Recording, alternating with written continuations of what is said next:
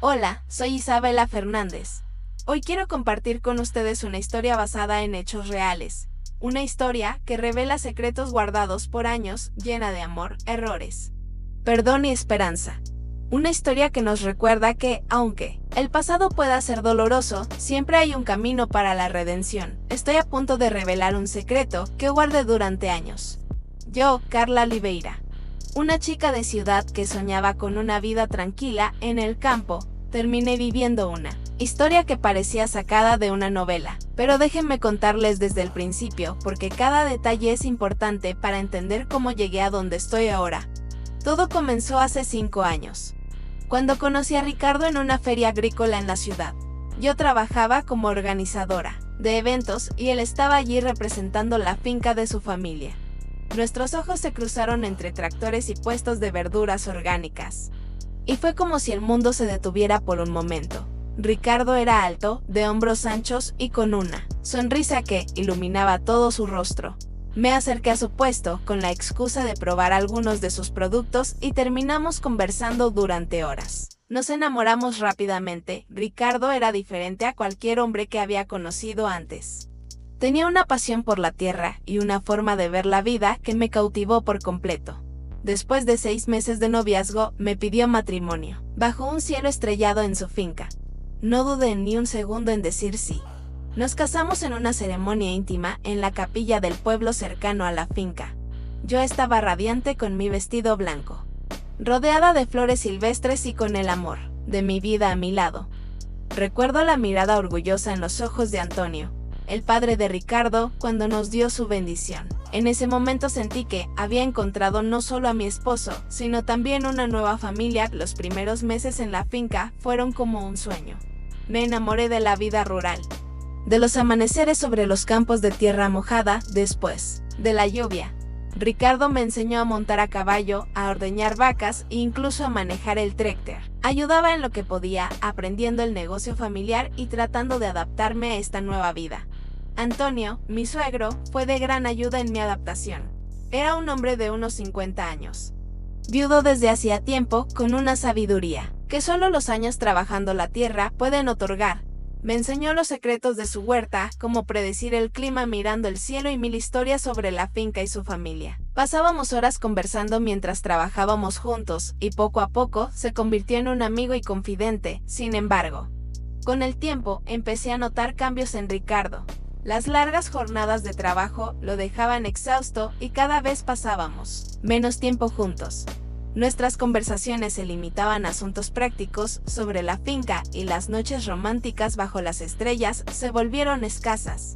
Intenté hablar con él sobre mis sentimientos, pero siempre tenía una excusa: la cosecha, los animales, las cuentas por pagar. Me sentía cada vez más sola y abandonada. Extrañaba la conexión que teníamos al principio, esa chispa que me hizo dejarlo todo por él. Busqué consuelo en mis conversaciones con Antonio. Él siempre tenía tiempo para escucharme, ofrecerme una palabra amable o un consejo sabio. No sé exactamente cuándo comenzaron a cambiar mis sentimientos por Antonio. Tal vez fue aquella tarde en que me encontró llorando en el granero y me abrazó, ofreciéndome el consuelo que tanto necesitaba.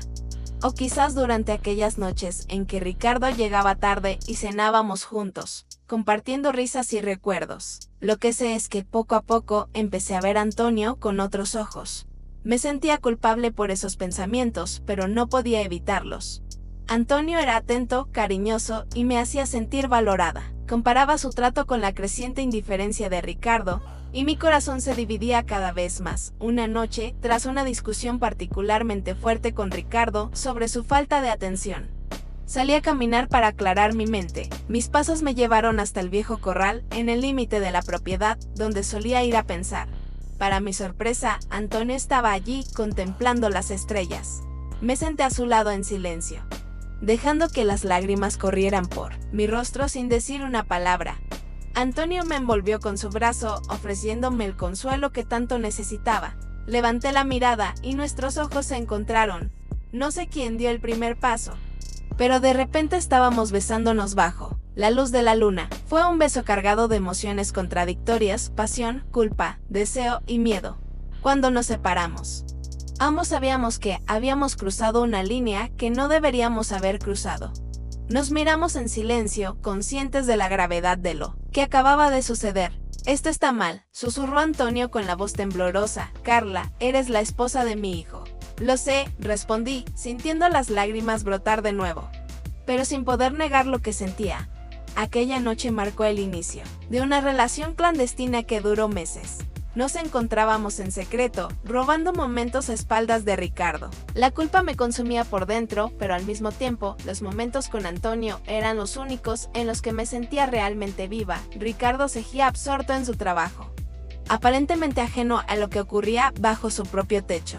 O al menos, eso creíamos. La verdad es que la culpa nos hacía descuidados y los rumores comenzaron a circular entre los trabajadores de la finca. Fue Juan, uno de los empleados más antiguos, quien finalmente decidió hablar con Ricardo. Recuerdo ese día como si fuera ayer. Estaba en la cocina preparando la cena cuando escuché el ruido de un coche llegando a gran velocidad. Ricardo entró como un huracán, con el rostro trastornado y los ojos inyectados en sangre. «¿Es verdad?», gritó, agarrándome por los hombros. «¿Es verdad lo que Juan está diciendo?». No pude responder. Las palabras se quedaron atrapadas en mi garganta, mientras veía el mundo que habíamos construido desmoronarse ante mis ojos. Mi silencio fue toda la confirmación que Ricardo necesitaba. Lo que siguió fue una explosión de gritos, llantos y recriminaciones. Antonio entró en la cocina atraído por el alboroto y la situación empeoró. Padre e hijo se enfrentaron, diciendo cosas que nunca podrían ser retiradas. Me quedé paralizada, viendo cómo destruían no solo mi matrimonio, sino también la relación entre un padre y su hijo. Aquella noche, Ricardo hizo las maletas y se fue de la finca. No dijo a dónde iba, solo que no podía quedarse bajo el mismo techo que nosotros. Lo escuché partir con el corazón roto. Sabiendo que era la responsable de su dolor, los días siguientes fueron un torbellino de emociones. Antonio y yo intentamos continuar nuestra relación, pero el peso de lo que habíamos hecho era demasiado grande. Cada rincón de la finca me recordaba a Ricardo. Cada mirada de los trabajadores estaba cargada de juicio. Me sentía atrapada en una pesadilla de la que no podía despertar. Finalmente, después de semanas de agonía, llegaron los papeles del divorcio. Ricardo los había enviado por correo, sin siquiera molestarse en venir personalmente. Firmé con manos temblorosas, consciente de que estaba poniendo fin a lo que una vez fue el sueño de mi vida. La culpa y la vergüenza me consumían. No podía mirar a Antonio sin pensar en el daño que habíamos causado. Nuestra relación, que una vez fue un refugio, ahora se sentía como una prisión. Me di cuenta de que, a pesar de mis sentimientos por él, lo nuestro había sido un error desde el principio. Una mañana tomé la decisión más difícil de mi vida. Le dije a Antonio que me iba, que no podía seguir en la finca. Intentó convencerme de quedarme, diciendo que podríamos superar todo juntos, pero yo sabía que era imposible. Necesitaba alejarme de todo, encontrarme a mí misma nuevamente, con el corazón roto y una maleta llena de remordimientos. Dejé atrás la finca, que había sido mi hogar durante años. No tenía un plan. Solo sabía que necesitaba escapar, encontrar un lugar donde pudiera respirar sin sentir el peso de mis errores sobre mis hombros. Durante el año siguiente viajé sin rumbo. Trabajé en hostales, cafeterías, en cualquier lugar que me permitiera ganar lo suficiente para seguir adelante. Cada nueva ciudad, cada rostro, era una oportunidad para olvidar, aunque fuera por un momento, el daño que había causado. Pero el pasado tiene una forma de alcanzarnos. No importa cuán lejos intentemos huir. En cada relación que intentaba formar, en cada conexión que establecía, el fantasma de lo que había hecho estaba ahí y de alguna manera buscaba el perdón. Entonces decidí volver a mi ciudad natal, Sao Paulo, el lugar donde crecí, donde mis padres aún vivían, donde las raíces de mi identidad estaban profundamente arraigadas. Llegué una tarde de otoño, con las hojas cayendo a mi alrededor, como un recordatorio del paso del tiempo y de los cambios en mi vida. Mis padres me recibieron con una mezcla de alivio y preocupación. Sabían parte de lo que había pasado, pero no todo. Conté mi historia sin omitir nada, dejando que las lágrimas fluyeran libremente mientras confesaba mis errores. Para mi sorpresa, no me juzgaron, me abrazaron. Me ofrecieron su amor incondicional y me dijeron que estaban orgullosos de que hubiera encontrado el coraje para enfrentar mi pasado. Poco a poco comencé a reconstruir mi vida en la ciudad. Conseguí un empleo en una pequeña librería del barrio. Un lugar tranquilo donde podía sumergirme en historias ajenas y al mismo tiempo reflexionar sobre la mía. Los libros se convirtieron en mis compañeros, mis maestros. A través de ellos empecé a entender mejor mis acciones, mis motivaciones y las complejidades del corazón humano. No fue fácil. Hubo días en que el peso de mis recuerdos me aplastaba, en que la culpa amenazaba con ahogarme, pero también hubo momentos de claridad, de comprensión. Empecé a ver que, aunque mis acciones habían sido erróneas, mis sentimientos fueron reales. Buscaba amor y conexión en los lugares equivocados. Pero esa búsqueda en sí no me hacía una mala persona. Con el tiempo, me atreví a formar nuevas amistades en la ciudad. Al principio temía que mi pasado me persiguiera, que los rumores llegaran hasta allí. Pero descubrí que las personas estaban más interesadas en quién era ahora que en quién había sido. Poco a poco, empecé a sentirme parte de una comunidad nuevamente. Una tarde, mientras organizaba los libros en la librería, me encontré con una novela que narraba una historia sorprendentemente similar a la mía. La leí de un tirón, sintiendo una conexión profunda con la protagonista. Al terminar, tomé una decisión: escribiría mi propia historia. Comencé a escribir todas las noches, volcando en el papel mis experiencias, emociones y reflexiones. No fue fácil revivir ciertos momentos, pero descubrí que el acto de escribir tenía un efecto catártico. A medida que las palabras fluían, sentía que me liberaba de un peso que había llevado durante demasiado tiempo. Mientras escribía, también empecé a preguntarme por Ricardo y Antonio. ¿Qué habría sido de ellos? ¿Habrían logrado reconciliarse? La curiosidad y la necesidad de cerrar ese capítulo de mi vida me llevaron a tomar otra decisión difícil: contarles. Primero escribí a Ricardo. La carta me llevó días terminarla. Quería expresar mi arrepentimiento sincero, pedir perdón sin excusarme y al mismo tiempo no reabrir viejas heridas. Finalmente la envié, sin saber si obtendría respuesta. Para mi sorpresa, Ricardo respondió. Su carta era breve pero amable. Me contó que había dejado la finca, que ahora vivía en la ciudad y trabajaba como ingeniero agrónomo. Había encontrado una nueva pareja y estaba intentando rehacer su vida. Sus palabras no estaban llenas de perdón, pero tampoco de rencor. Me deseaba lo mejor y me agradecía por haber tenido el valor de contactarlo. Contactar a Antonio fue aún más difícil. Parte de mí temía que mis sentimientos por él pudieran resurgir, pero sabía que necesitaba esa conversación para poder seguir adelante. Le escribí un correo preguntando si podíamos hablar por teléfono. La llamada fue intensa y emotiva. Antonio me contó que había vendido la finca poco después de que me fui, que no podía soportar vivir allí con todos los recuerdos. Se había mudado a una ciudad costera, donde ahora trabajaba como consultor agrícola. Me dijo que había intentado reconciliarse con Ricardo, pero que la relación entre ellos seguía siendo tensa. Hablamos por horas, recordando lo bueno y lo malo, llorando y riendo a veces. Al final, ambos reconocimos que lo nuestro había sido un error, pero también que había sido real. Nos despedimos con una mezcla de tristeza y alivio, sabiendo que ese era el verdadero fin de nuestra historia. Estas conversaciones, aunque difíciles, me ayudaron a cerrar un capítulo importante de mi vida. Me di cuenta de que, aunque no podía cambiar el pasado, podía aprender de él y usarlo para construir un futuro mejor. Seguí escribiendo mi historia, ahora con una nueva perspectiva. Ya no era solo un relato de traición y culpa, sino también de crecimiento y redención. A medida que escribía, sentía que estaba creando algo más que un simple libro, estaba creando un testimonio de mi viaje personal. Una guía para otros que puedan encontrarse en situaciones similares. Un día, mientras caminaba por el parque Ibirapuera, encontré a Marina, una antigua compañera de escuela. Nos pusimos al día cuando le conté que estaba escribiendo un libro. Se mostró genuinamente interesada. Trabajaba como editora en una editorial local y me animó a enviar mi manuscrito cuando estuviera listo. Pasaron meses de arduo trabajo, de reescritura y revisiones. Cada palabra fue cuidadosamente elegida, cada escena meticulosamente construida. Finalmente, con el corazón en la garganta, envié el manuscrito a Marina. Las semanas de espera fueron agonizantes. Me preguntaba si había hecho lo correcto al exponer mi historia de esa manera, si la gente me juzgaría, si Ricardo o Antonio se enterarían y se sentirían traicionados de nuevo. Cuando Marina me llamó para decirme que querían publicar mi libro, sentí una mezcla de euforia y terror.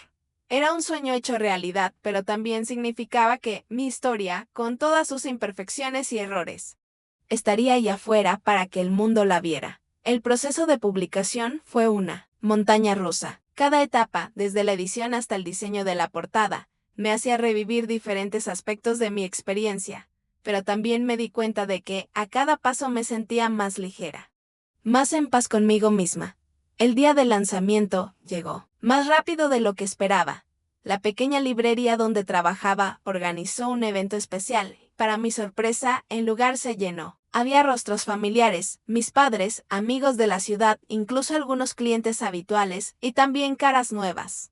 Personas que habían leído sobre el evento y estaban intrigadas por la historia. Mientras leía un fragmento del libro, sentí que algo cambiaba dentro de mí. Ya no era la mujer asustada y llena de culpa que había regresado a la ciudad años atrás.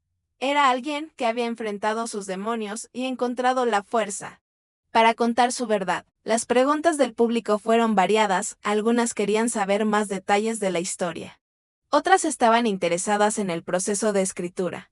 Pero la pregunta que más me impactó vino de una joven mujer al fondo de la sala. ¿Cómo encontraste la fuerza para perdonarte a ti misma?, preguntó con voz temblorosa. Tomé un momento antes de responder, consciente de que mi respuesta podría ser importante no solo para ella, sino para muchos otros en la sala.